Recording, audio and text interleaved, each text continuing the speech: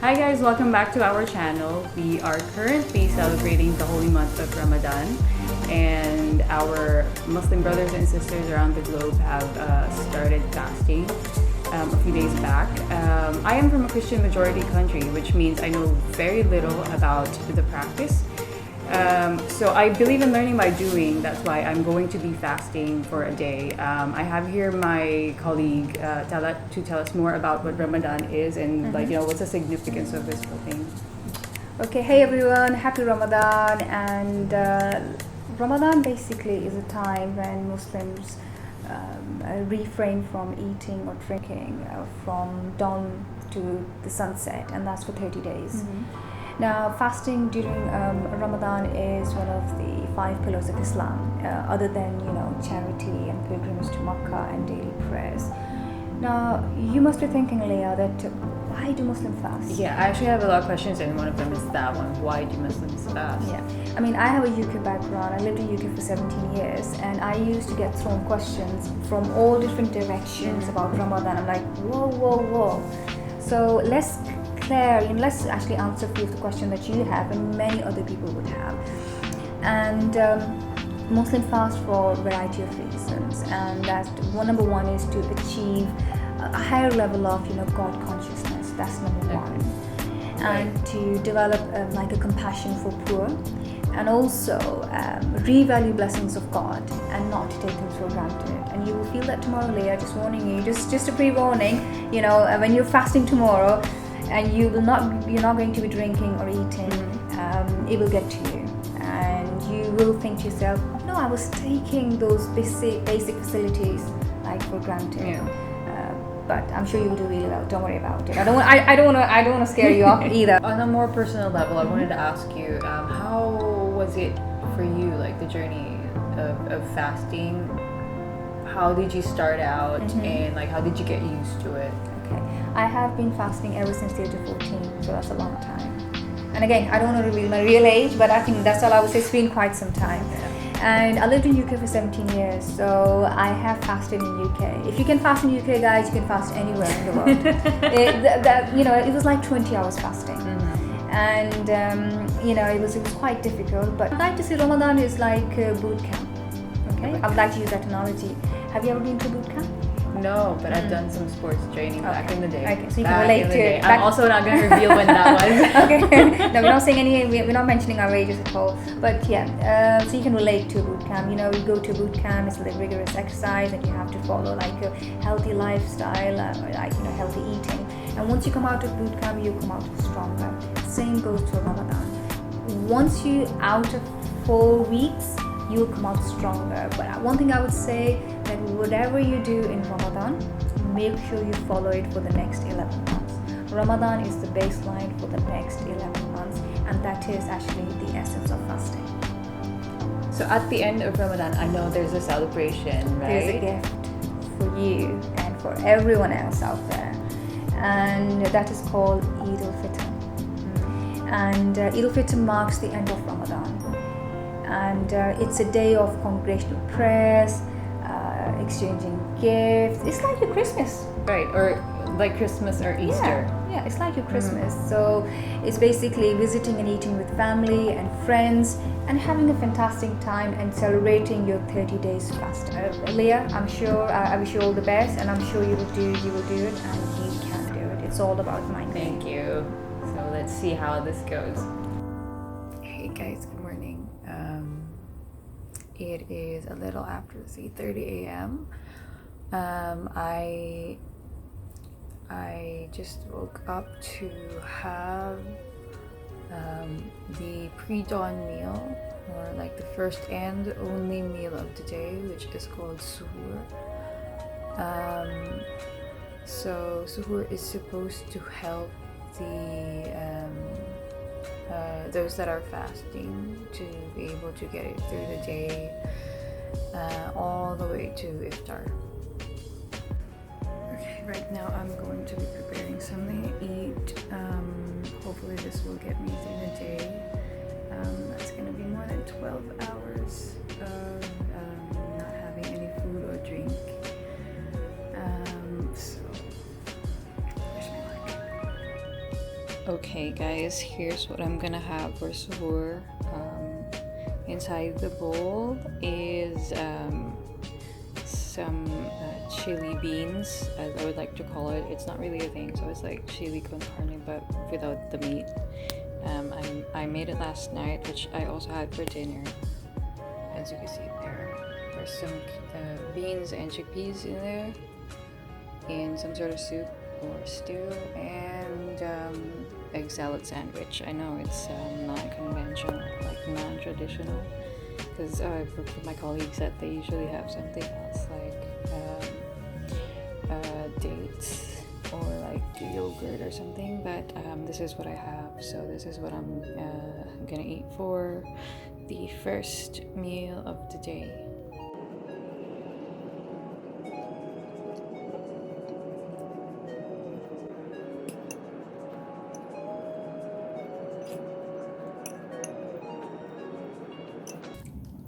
So apart from having the meal, I am also going to stock up on water to prevent myself from getting dehydrated. So here we go, parang that.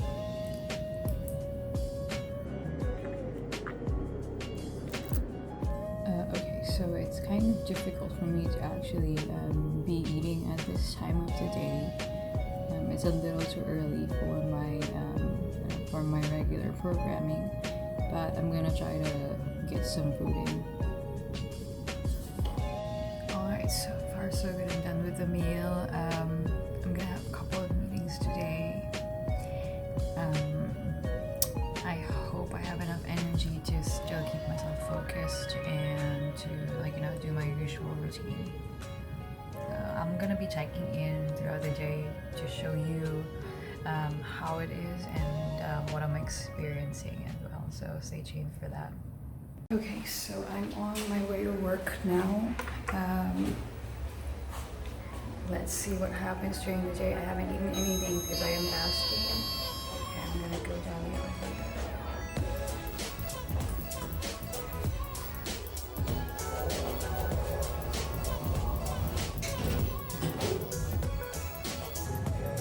Guys, I am having this weird feeling because I'm not caffeinated. I feel like I don't have enough energy to do this. I'm about to start a meeting with some of my colleagues, and I really need coffee. I didn't understand that this was going to be the time.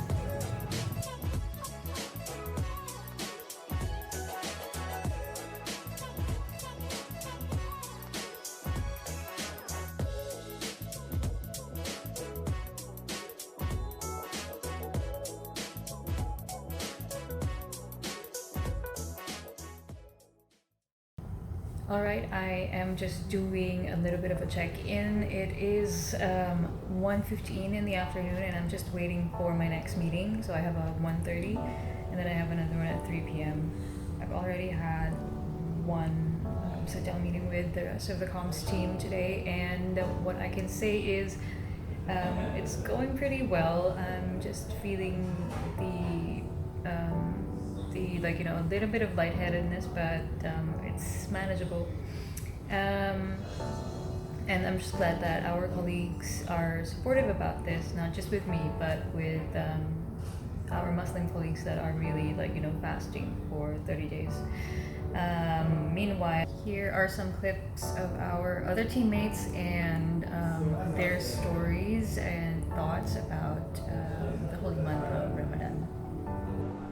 Apart from generosity, patience, and empathy, Islam teaches you how to control your mind and desires, not let them control you. It disciplines your life. You get up on time, you eat on time, and these healthy habits stick with you even after Ramadan. And more than anything else, it teaches you pride. Pride in being who you are, pride in your faith that you practice, and pride in being a Muslim as a nation. So Ramadan is a great time, a time of peace, a time for sharing, a time for amazing food, and spending a lot of time with your loved ones and your family, which we lose out on most of the year because of our busy schedules. What Ramadan has taught me is to be patient, to be tolerant towards a lot of things that I usually am not tolerant towards. And it's just a great time, and I look forward to it every year. Hi guys, so it's about 4 p.m. right now. I'm still fasting, and I have a few other questions about the celebration of the holy month of Ramadan. So I have my colleague Saad over here. Hello. Hi. So I want to ask as well, what is your fondest memory of Ramadan, like in the past? So like I said, food. So before Maghrib, before we could even break our fast, so since it's family and friends and get together at a place, I would usually be given say fruits and other things that I'd be arranging for iftar, peeling fruits, cutting them and things like that. And that would make you really hungry. Yeah, I would assume that. I mean, especially if you're younger, right? Yeah, You'd be like, and there have been times when it's just 10 minutes to iftar, and I've probably eaten a piece of mango or tasted a samosa. Yeah. Mama staring at me and like, oops. so yeah, things like that. I actually also have like a fond memory of Ramadan, if not the only memory that I have. So that was back in high school.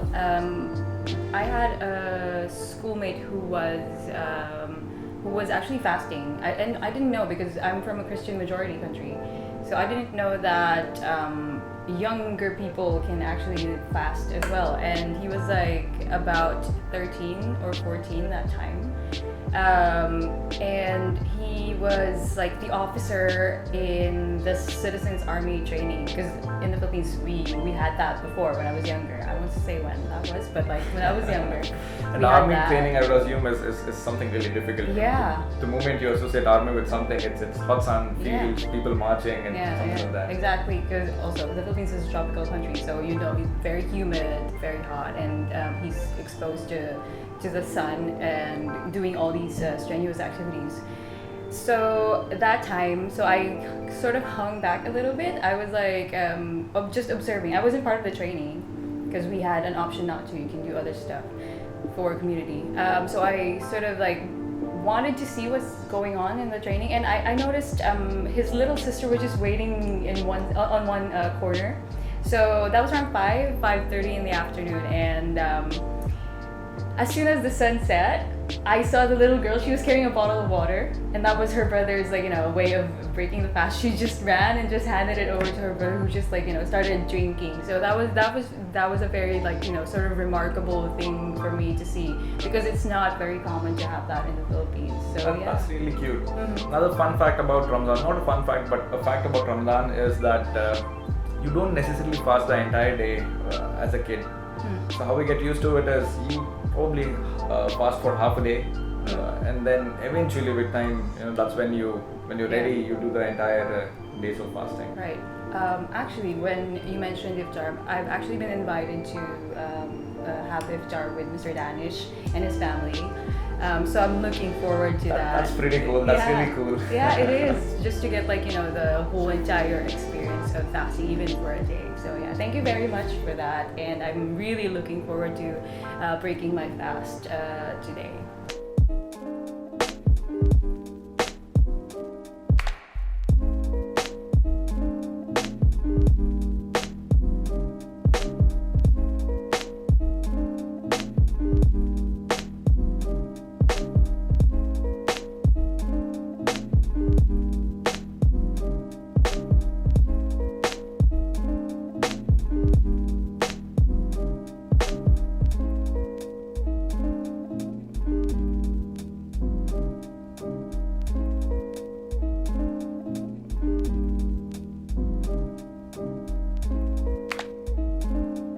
Hey guys, so I'm here with Eliza and Ariana. I just had iftar with them and their parents. They are the daughters of our COO, Mr. Danish Crispy. So I just wanted to check and ask you, how do you think iftar was? Did you find the food nice? It was delicious. It was delicious. But it was also very different from the food we usually eat. Ah, really? Not very different, but like different. Okay. How about you? What do you think of dinner? I don't know, but it was good, but not much. Not much. Did you eat enough? More than enough. My stomach hurts. Okay, so for me, this was a very good experience, and I feel very lucky to have been able to spend iftar or like have iftar with friends, and I think everyone would agree with me when I say that here in Dubai, it's not always that we get to spend or like have meals with a family. So I feel very fortunate for being able to spend that with you. So I'm gonna share my final thoughts shortly, but for now we'll be signing off. So bye. Bye. Hi guys, I'm back in my office. I fasted for 15 hours yesterday, and I just wanted to share a few final thoughts about my journey of fasting for Ramadan.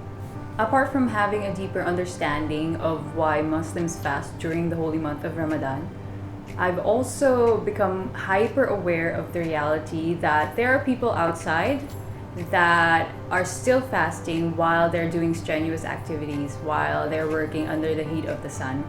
Because of this, I've reached a whole new level of respect and admiration for them. I've also become more aware that not a lot of people are privileged to have access to clean water and food. I was fasting for 15 hours, even if I had ready access to water. Anytime I could just get a snack from my drawer. But around the world, there are people that are starving and they don't know when their next meal will be coming from.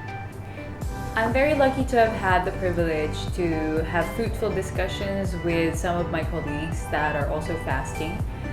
They were very kind enough and very supportive to spare some time to share about their culture and religion for an outsider like me who has very limited knowledge of what goes on during Ramadan.